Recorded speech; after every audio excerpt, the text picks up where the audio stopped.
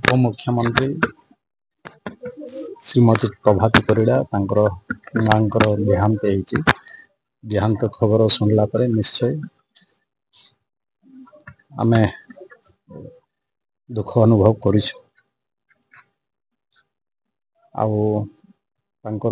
घरे आज परिवार को संवेदना जणाइबा पई आमे आसीछु एवं भगवान को पाखरे प्रार्थना करुछि तांकर अमर आत्मा जोठी थाउ ना कहीं तांकर अमर आत्मार सदगति हो शांति रहू या ही भगवान पाटे प्रार्थना।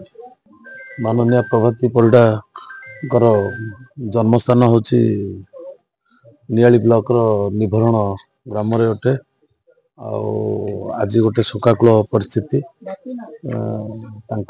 माँ देहांत काली राति गोटे बेले बर्तमान शोकाकूल परिस्थिति आम भगवान जगन्नाथ को प्रार्थना करुँ आत्मार सद्गति हो परिवार को धैर्य दिंतु।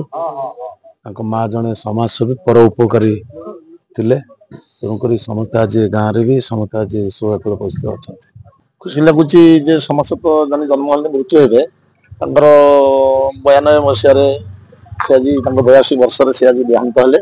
आदिवासी महिला जी यही माटी जो सुकन्या को जन्म देती प्रभाती परिड़ा श्रीमती प्रभाती परिड़ा उपमुख्यमंत्री ओडिशा खुशी लगुच आज जो शेष कार्य ये गाँ बसाणी है बंधुवर्ग सह समस्त प्रशासनिक अधिकारी थे समस्त मंत्री मैंने भी आसते सुंदर भाव सब कार्यक्रम है। आशा करी जो महिषी महिला जी जन्म नहीं श्रीमती प्रभाती परिड़ा आज ओडिशार से ना रखु एवं जी जन्म देते आत्मार सदगति हो।